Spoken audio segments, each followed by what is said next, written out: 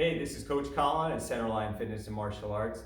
I'm here to show you part 3 of the Rising Horse series, which is called knee twists.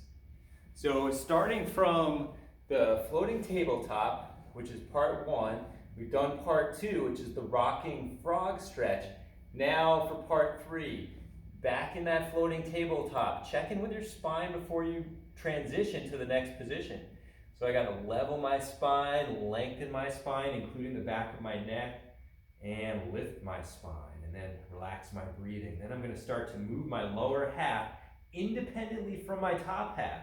So I'm trying not to disturb my shoulders or my chest as I rotate my knees like this.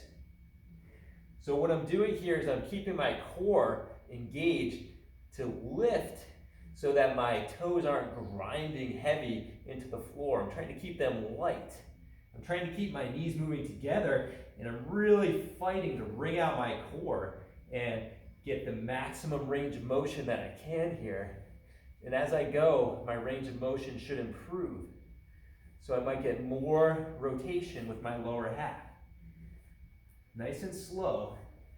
Keep your toes light and work on getting that lower half to move independently from the top half.